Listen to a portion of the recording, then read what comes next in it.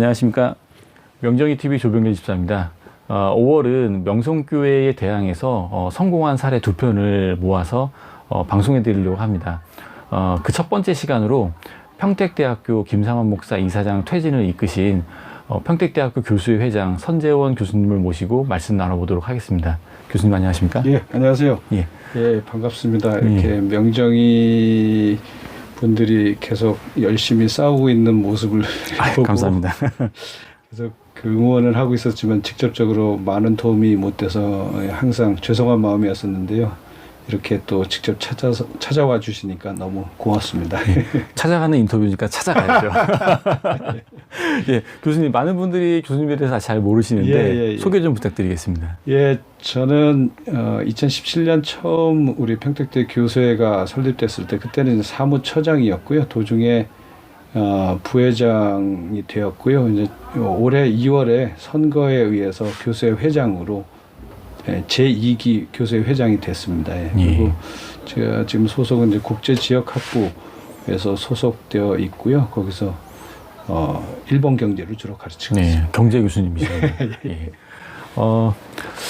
평택대에서 김상환 목사가 이사장을 했고, 그다음에 작년 언제쯤인가에 쫓겨난 것까지는 많은 사람들이 인지는 하고 있습니다. 하지만 일반 사람들은 먹고 사는 게 또 힘들다 보니까 또 남의 일에는 좀 이렇게 관심이 덜할 수밖에 없습니다. 그래서 배경과 이제 그간의 경과를 먼저 좀 설명을 좀 드려야 될 것 같은데요. 평택대라는 그 학교의 역사를 먼저 좀 알 필요가 있을 것 같습니다. 좀 나이 드시는 분은 아마 피어선 대학 하면은 아시는 분도 계시겠지만요. 그러니까 피어선 목사님이 1912년에 피어선 성서학원으로 설립이 됐습니다. 1911년이요? 예, 1912년입니다. 12년이요? 예. 경술국지쯤이네요. 예. 한국에서 열심히 기도하는 이제 일반 신도들의 모습을 보고 꼭 그 성서학원을 만들어야 되겠다 그런 큰 뜻을 가지신 것 같습니다. 그래서 근데 이제 갑자기 병이 생기셔서 이제 귀국을 하셨다가 이제 돌아가셨는데 그 유지를 받던 큰 아드님하고 그 다음에 평소에 이제 존경했던 그런 분들이 모아서 그 기금을 마련한 걸로 알고 있습니다. 그래서 언더우드 선교사를 찾아간 것 같습니다. 그래서 결국 그러니까 언더우드 그 선교사님이 피어선 성서기념학원 초대 원장이 되셨더라고요.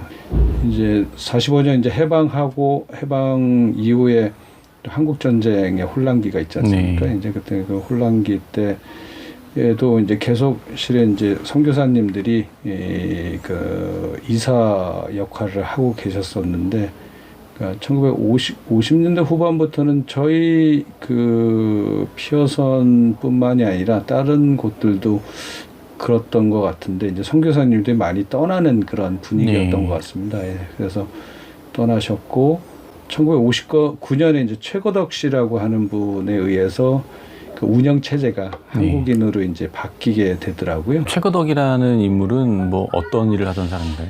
그때 당시에는 그 전쟁 이후에 모든 자산들이 명확하게 소유가 불분명했던 상황이었기 때문에 그러니까 그 피어선 관련 자산들을 이제 다시 재등록하고 그런 주체로서 나선 거로 알고 있습니다. 예. 최고덕 교장은 1959년서부터 이제 등장을 하게 되고, 근데 그 조기영 씨는 그 직후에 아마도 이제 사무원으로 피어선 재단에 들어왔는데 1969년에 사무국장으로 취임한 거로 기록에 나와 있습니다. 그래서 그 뒤서부터는 그 조기영 씨가 뭐 실세라고 저는 생각을 하고 있는데, 그때는 그러니까 얘기 들은 바에 의하면 모든 가족들이 그 피어선 그 건물에서 살고 있었다라고 그렇게 전해지고 있습니다.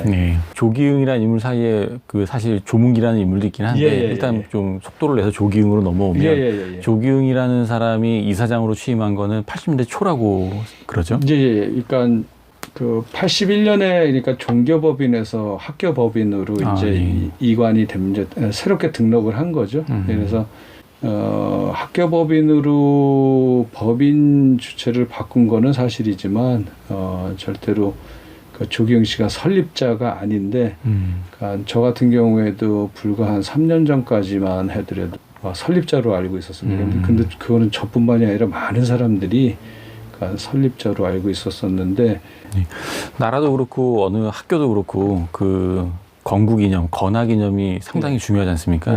아까 말씀해 주셨던 대로 피어선 목사님의 좋은 정신이 분명히 뿌리가 1912년부터 존재하고 있는데도 그거를 가리고 본인의 뭔가를 드러내려고 한다는 건 다른 목적이 있지 않겠나 싶고요. 그게 아마 지금의 평택대 문제를 발생시키는 근본 원인이 그렇습니다. 아닌가 싶습니다. 95년이 하나의 이제 전환점인데요. 그러니까 전환점이라고 하는 건 조기영 씨가 이사장에서 그러니까 총장으로 취임하는 이제 그런 거였는데, 그러니까 95년에 결국에는 총학생회가 조기영 씨가 총장으로 되는 과정에서 해체가 되고. 지금도 총학생회가 없습니까? 90년대 중반이었으면은 무려 25년 전인데. 그런데 그거를 조기영 씨가 그런 면에서는 굉장히 그 능력이 뛰어났던 것 같습니다. 그러니까 이사장 출신이 총장까지 자리를 먹어버렸으니까 가장 중요한 이제 영향력 있는 단체가 학생회인데 그 다음에 동문회고. 근데 이제 학생회를 무력화시켰으니까 전혀 견제 장치는 존재할 수 없었겠네요. 거죠. 학생회라는 것 자체가 학교에 의해서 거세당한 거거든요. 모든 조직이 상권 분립이 안 된다는 건 무조건 불패하게 돼 있거든요. 교수회와 학생회와 그 다음에 이사회. 이 세 군데가 같이 움직이지 못한다는 건 사실상 맞습니다. 좀 불구 상태로 갈 수밖에 없는 거죠. 저희들은 뭐 당연히 뭐 총신대도 그렇고 이 학생들이 움직여야지 이거는 정말로 그러니까 불가역적인 방향으로 나갈 수 있다고 생각을 하는데, 그러니까 학생분들이 뭐 혹시 이 내용을 보시는 학생분들이 있다 그러면은 그러니까 정말 그 자신이 결단을 하고 움직이는 게 굉장히 어렵다고 생각하지만 실은 결심하고 해보면은 지나보면 아무것도 아니에요. 거기 교수님도 마찬가지일 겁니다. 어쩌다 보니까 거기 배에 탄 거잖아요. 그 힘으로 가는 거거든요. 그 배를 자기가 움직일 수도 없고 멈출 수도 없습니다. 학생이라는 것도 그게 적절할 것 같습니다. 딱 탄 거죠. 그냥. 탄 거예요. 제가 조정하는 건 아니고. 그 흐름을 잘 보고 이걸 탈 거냐 말 거냐를 결심하는 거죠. 학생들 중에서 좀 깨어있는 학생들이 이 피어선 정신을 좀 계승하고 다시 한번 살려보겠다는 사람들이 꼭 있었으면 좋겠네요. 그러면은 이제 2000년대 들어가지고는 견제 장치가 전혀 작동하지 않는 상태로. 그게 어쩌면 지나고 보면은 이제 다른 것보다 학생들한테 굉장히 미안하죠. 그러니까 제가 이제 2002년도에 이 평택대학교에 부임을 했는데 별로 얘기해봤자 통하는 게 아니니까 다들 조용히 있구나 했는데, 그런 분위기 파악을 한 2, 3년 지나서 파악한 뒤에는 저 같은 경우에도 그냥 연구실에 처박혀서 주위에 신경 안 쓰고. 근데 이제 그렇게 잠잠했던 분위기가 이제 터지게 된 계기가 있을 것 같은데요. 언제 어떤 일이 있었던 건가요? 외부에서는 그 조기영 씨 이제 성폭력 사건이 이제 계기가 됐다고 그렇게 하지만 뭐 그게 이제 그 불을 기름을 얹은 거는 사실입니다. 근데 그게 처음 시작은 아니고요. 조현순 교수님이라고 계십니다. 이제 그분이 오랫동안 그 학교의 부당함에 대해서 아주 그러니까 근본적으로부터 생각을 하셨고요. 전체 이메일을 보내면 항상 교수들은 쥐지근 듯이 조용히 또 왔구나 라고 하는데, 이분이 갑자기 전체 답변 메일로 그러니까 거기에 대해서 조목조목 반대하는 이메일을 보냈어요. 그러니까 다들 놀랬겠네요. 이게 무슨 우리 학교에서 어떻게 이런 일이 라고 해서 다들 깜짝 놀랐어요. 그런데 아마 구정 연휴 때였었던 것 같은데요. 그러니까 그분이 써놓은 걸 좀 제대로 꼼꼼히 한번 읽어봤었습니다. 그랬더니 아주 제가 감동을 받았고, 조기영 씨가 이런 얘기 들으면은 아마 경악을 금치 못하실 것 같은데, 그 전체 교직원 회의 때 그 어떤 교수님 좀 그 원래 웃는 그 얼굴 모습인데 웃었다고 직접 단상에서 조기영 씨가 내려와서 멱살을 잡고 이런 모든 사람들이 다 보는데 네. 그런 일이 있었는데 참 그러니까 저는 그 현장에는 없었습니다. 예, 근데 그 많은 교수님들이 정말 굴욕감, 자괴감이 들었다 그러더라고요. 아무도 그렇게 하는데도 아무도 그렇게 제지하지 못하는 그런 상태가 그런 것들이 이제 그게 하나의 사건이지만 그런 것들이 이제 내부에서 계속 일어났겠죠. 그러니까. 예, 그거는 정말 그 군부 독재 시대나 예. 일제 시대 일본 순사가 한 짓이거나 예. 그런 정도의 그게 하나의 사건이지만 그런 것들이 이제 내부에서 계속 일어났겠죠. 그러니까. 그런 사건이 한 번만 있었겠습니까? 말로만 들어도 그때 분위기가 어땠을지. 그런 자괴감들이 그러니까 쌓여가지고 그냥 폭발할 수 있었던 것 같습니다. 조기흥이라는 사람이 그 성폭력 사건으로 예. 법적으로 이제 문제가 됐겠죠. 예, 그래서 이제 실형을 받았나요? 그렇습니다. 실형을 받았으니까 당연히 총장을 할 수가 없었겠죠. 그건 이제 물러날 수밖에 없었을 것이고 거기 시점에 이제 그 시점에 김삼환 목사가 등장을 하지 않습니까? 어떤 배경과 목적으로 오게 됐을까요? 그거 이제 지금 집사님 말씀하신 걸 다시 정리하면요. 그러니까 2016년 2월까지 조기흥 씨가 이제 총장을 했었었고요. 예, 그 2003월서부터 그러니까 명예총장이 됩니다. 근데 이제 명예총장 제도는 원래 없었는데 본인이 명예총장을 하려고 급조한 거고요. 그 이후에 그러니까 2016년 3월서부터 이제 그 김삼환 목사가 이제 이사장이 되는 겁니다. 여기가 그 국회 국정감사 때 그러니까 사학비리 사례로 이제 평택대가 이제 거론이 돼서 거기 이제 지금 이제 현 총장님이신 신은주 총장님이 그때 당시 이제 회장이셨는데 교수회 그러니까 참고인으로 참석을 하셨고 조기흥 씨는 이제 증인 출석을 요구를 했는데 그때 출석을 하지 않았어요. 그리고 그 뒤에도 계속 두 차례 더 증인 출석을 요구를 했는데, 그러니까 출석을 안 했어요. 그래서 그 성추행 그 건은 그 시효가 있어서 2건밖에 이제 해당이 안 돼서 좀 약했는데, 나중에 보니까 그 국회 증인 불출석 건을 병합 처리를 했더라고요. 그래서 이제 8개월 실형에서 법정 구속을 시켰습니다. 그래서 지금 이제 딱 아마 지난 주말인가 이번 주초에 이제 출소한 걸로 알고 있습니다. 그래요?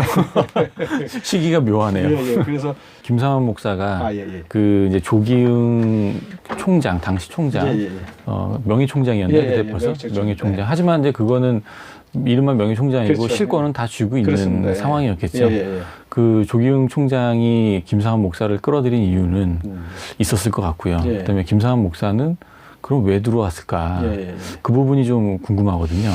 그러니까 뭐 이건 제가 그 김삼환 목사님의 그 깊은 그 생각을 잘은 모르겠지만 제가 생각하기에는 여기가 피어선 신학교를 이제 시작을 했고 지금도 이제 신학과가 존재하고 있기 때문에 아마도 그 평택대학교를 명성교회하고 연관지어서 앞으로 운영하려고 그랬었지 않았을까. 잘 아시겠지만 한남대학교에 이사도 하셨었고 그리고 그렇게 원활하게 나온 거는 안 알고 있고요. 제가 찾아본 자료에 의하면은 그리고 또 그 아세아연합신학대학교는 확실하게 이제 그 교수님들하고 분쟁 관계가 발생돼서 이제 나온 걸로 알고 있고요. 그리고 얼마 전에는 숭실대학교 이사장직에서도 뭐 형식적으로는 이제 본인이 사임을 했지만 실질적으로는 꼭 그렇지만은 않. 그래서 이제 평택대학교에도 온 거로 알고 있는데 아마도 조기흥 씨가 왜 그런지는 잘 모르겠는데 2016년 2월에 이제 스스로 총장직을 그만두고 명예총장이 된 거는 아마도 그 이전에 그 검찰에 그것도 이제 교비 횡령이었습니다. 그러니까 검찰에 의해서 벌금형을 받았는데 그때 뭔가 본인이 그걸 그만둘 수밖에 없는 그런 요인이 있었지 않았을까. 그래서 구원투수로서 김삼환 목사에게 도움을 요청했고, 김삼환 목사는 아까 말씀드렸듯이 또 신학교를 운영하는 그런 이제 어떤 보관이 있었지 않았을까 그렇게 생각을 합니다. 세습 사태가 터지고 나서 이제 많이 돌았던 소문 중에 하나가 명성교회가 교단을 탈퇴할 가능성을 염두에 두고 있다. 이건 소문입니다. 그러면서 이제 후보군으로 나온 학교가 아세아연합신학대, 그다음에 서울장신대, 그다음에 혹시 교단을 탈퇴해서 백석교단으로 간다면 뭐 그쪽에 있는 학교, 백석대학교, 그다음에 이제 평택대거든요. 이제 말씀하신 부분이랑 이제 소문이긴 하지만 맥락이 좀 다 있는 부분인 것 같고요. 그렇지 않다 하더라도 김삼환 목사 입장에서는 뭐 직함 하나 갖고 있으면 나쁠 건 없겠죠. 그리고 또 본인 출신 학교기도 하고. 근데 이제 하나 드는 의문점은 그 조용하고 그냥 이렇게 평탄한 학교였다면 그럴 수 있지만 되게 시끄럽고 골치 아픈 상황이었단 말이죠. 그럼에도 불구하고 이사장을 맡았을 때는 분명한 목표가 있었을 것이다라고 계속 생각이 드는 거거든요. 그래서 아까 말씀하셨던 그 평택대 내의 신학과 그 부분을 염두에 두지 않았을까라는 부분이 좀 의구심이 들고요. 그러면은 학교를 장악해야 되니까 당연히 이사진을 어떻게 이사진 안에다가 본인의 사람을 심어야겠죠. 또 학교 이제 직원이나 이제 관계된 사람들을 명성 출신이나 본인의 사람으로 이제 심어야만 장악이 가능하지 않습니까? 그런 시도들은 어떤 게 있었나요? 그러니까 그때 김삼환 목사가 이제 이사장 된 이후로 그러니까 새로운 이사 선임을 시도하려고는 했었습니다. 그래서 이사회에서는 이제 의결을 했었었는데, 그러니까 그분들이 교육부의 승인을 받아야지 이제 법적 효력이 생기는데 그 승인을 받지 못했습니다. 이회 제가 기억으로는 그러니까 2회에 걸쳐서 총 4분을 했었는데 그거는 총 이사가 9명이었으니까 만약에 4분이 들어오시게 된다 그러면은 김삼환 목사 포함해서 과반이 되기 때문에 그리고 뭐 그때 당시에 조기흥 씨도 이사였고 조기흥 씨의 우호적이라는 말은 좀 너무 약하고요. 친조기흥, 친조기흥 분들이 있었기 때문에 충분히 이제 장악하려고 하는 시도가 있었습니다. 그러니까 이사회를 통과했다는 얘기는 이미 그 이사회의 과반수 이상이 조기흥 라인, 그다음에 충분히 조기흥이 밀고 있는 김삼환 라인으로 갈 수 있는 사람들이었고 임기 만료된 분들을 이제 친 김삼환으로 바꾸려고 했었겠죠. 그러니까 그 전에 그러니까 100% 친 조기흥이었고요. 거기서 이제 일부를 친 김삼환으로 바꾸려고 했을 거고 김삼환 목사도 바보가 아니니까 조기흥이라는 사람을 믿지 못하겠죠. 그러니까 당연히 세력 균형을 맞추려고 했을 것이고. 근데 이제 이사가 되는데 자격이 또 필요하나요? 웬만하면 그냥 할 수 있는 걸로 알고 있는데. 할 수 있습니다. 할 수 있고. 근데 이제 전체에서 비율이 이제 교육이사가 돼야 되는데 전원은 아니더라도 몇 명은 전체 구성 안에서 그래서 또는 그 서희건설 사위가 이필삼 목사고요. 이필삼 목사가 청운교회로 부임을 했고 청운교회의 실세 장로가 그 서희건설 회장입니다. 그래서 딱 보니까 뭐 냄새가 나고 그 전에도 이제 또 건설 관련이 있고 그런 내부까지 몰랐는데 그래서 이제 저희들이 기자회견 바로 하니까 그분은 얼마 뒤에 자진 사퇴하셨습니다. 김삼환 목사가 운이 진짜 없는 거네요. 정말 운이 없죠. 이제 그때 이제 아마 17년, 그때 16년 이때까지는 이제 아마 방심을 했었던 것 같고, 그 다음에 또 하나는 세습 문제 때문에 그렇게 크게 신경을 못 쓰는 것도 있을 거고. 이제 그 김재복 감사가 와도 김재복 감사도 여기는 뭐 괜찮겠지라고 생각을 했던 것 같습니다. 그래서 그때 문광이 거기에 이제 많은 분들한테 계속 저희들이 이제 탄원을 하고요. 직접 찾아가서 얘기도 하고 그래서 그게 국정감사 때 그 국회의원 한 분이 그러니까 본인한테 7분씩 주어지는데 그 7분을 다 할애를 해서 그러니까 평택대 문제를 이제 제기를 해주셨고 김삼환 목사가 그러면은 그렇게 이제 이사진에다가 4명 이렇게 밀어넣으려고 했던 거 일단 다 실패를 했고요. 그러면서 이사회를 결국은 장악은 못했을 것이고 그러면은 본인이 학교를 운영할 그 권한이 없어지니까 예. 재미도 없겠지만 예. 운영이 없어지면 권한이 없어지면 뭐 결국은 목적하는 바를 이루지 못하지 않겠습니까? 예.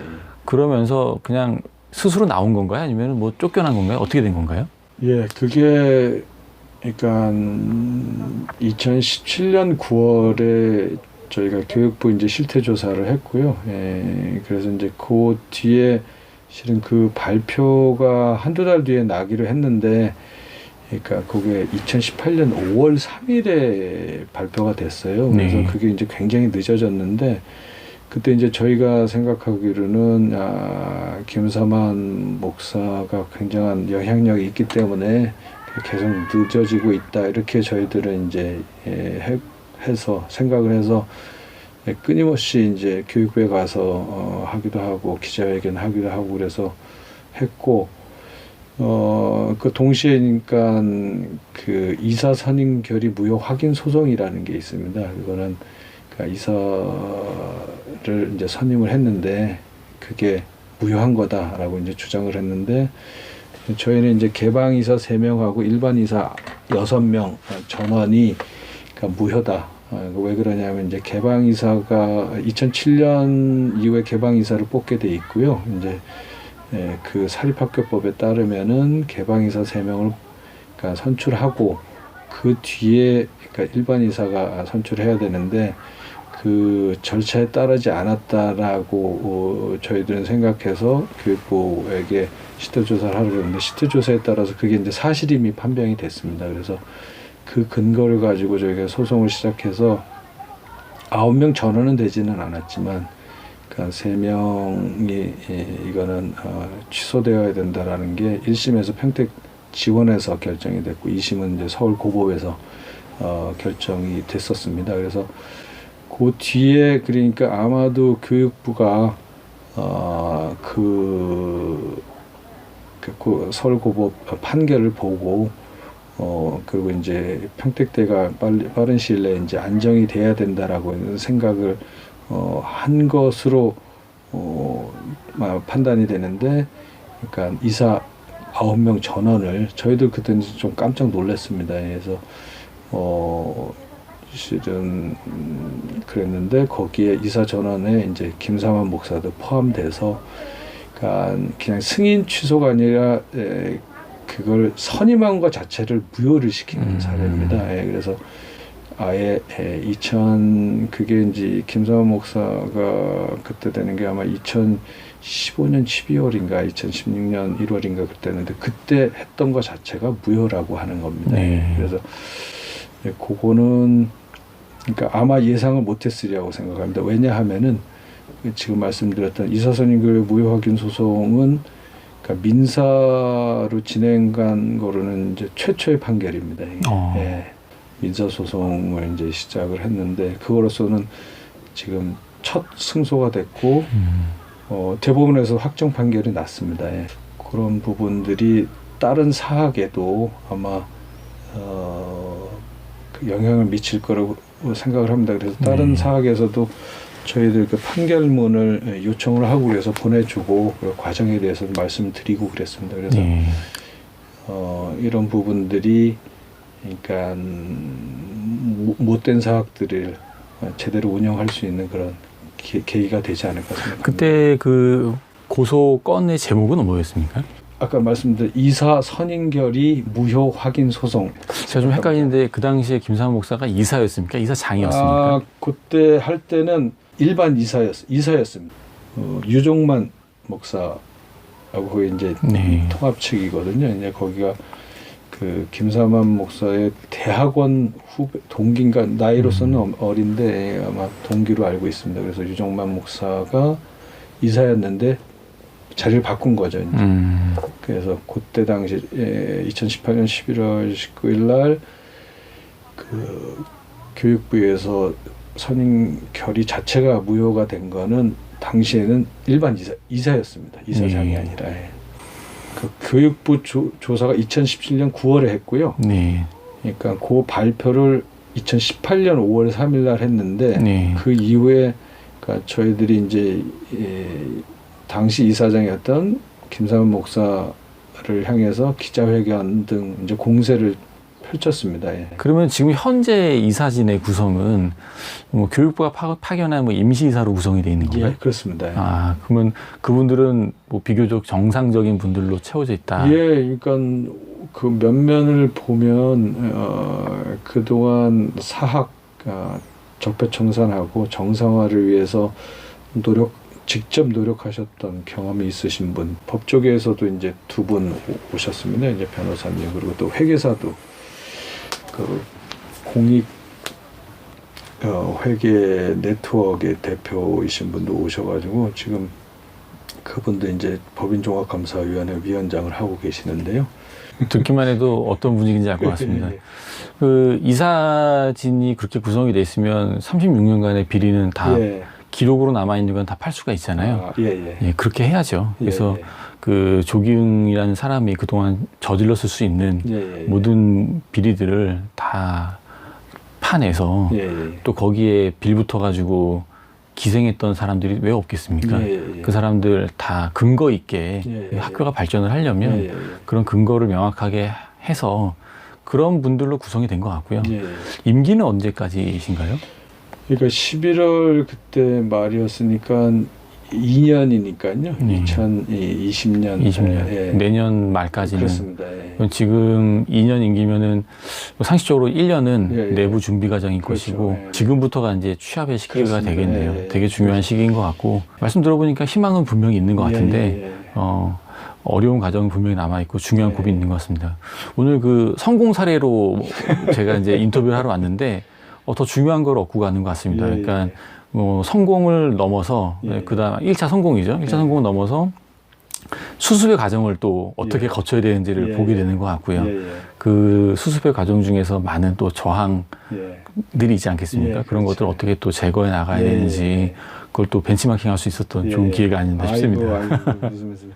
다시 한번 말씀드리지만 우리 예장연대 그리고 명정이 정말 존경하고요. 그리고 끊임없이 활동해 나가시는 건 그냥 지켜만 보고 도와드리지 못해서 정말 대단히 죄송하지만 항상 응원하고 있고 지금 하시는 일들이 이제 하나님의 정의를 실현할 수 있는 아주 중요한 그것도 전 세계에서 누구도 할 수 없는 우리 한국에서만 할 수 있는 그런 일들을 하고 계시다고 저는 알고 있습니다. 감사합니다. 그러니까 꼭 앞으로 지치지 마시고 꼭 잘 앞으로도 해나가시기 바랍니다. 뭐 마무리 말씀까지 잘 해주셨고요. 그런 생각이 들었습니다. 우리들은 세상이 왜 이렇게 변하지 않는가? 왜 아무도 이렇게 정의롭게 일하지 않는가라고 이제 한탄도 하고 하지만 사실은 그러지 않습니다. 우리가 알지 못해서 그렇지 세상이 그나마 이렇게 굴러가는 데는 보이지 않는 곳에서 희생해가면서 자기 시간과 돈을 들여가면서 이름도 없이 빚도 없이 개혁하는 사람들이 있기 때문에 그렇습니다. 저도 이제 명정이 활동을 시작하면서 불과 1년 전에서야 이제 그런 걸 깨닫게 됐고요. 평택대학교에서도 지난한 그 세월들을 견디신 분들이 있기 때문에 지금까지 올 수 있지 않겠습니까? 절대로 우리가 그런 부분들을 간과해서는 안 된다고 생각하고요. 많은 분들이 계속해서 기대감을 버리지 말아 주시고, 기도해 주시고, 관심을 계속해서 가져주셨으면 좋겠습니다. 충분히 변화될 수 있다고 봅니다. 저도 그렇게 믿고 있습니다. 감사합니다. 감사합니다. 오늘 명성에 대항한 성공 사례 2편 기획 중에 첫 번째 평택대 사례를 같이 선재원 교수님과 한번 얘기를 나눠봤는데요. 1차 성공을 지나서 이제 수습의 과정까지 갖고 계십니다. 저희도 앞으로도 계속해서 열심히 이 길을 지나서 못지않은 성과로 보답할 수 있도록 노력하겠습니다. 교수님 감사합니다.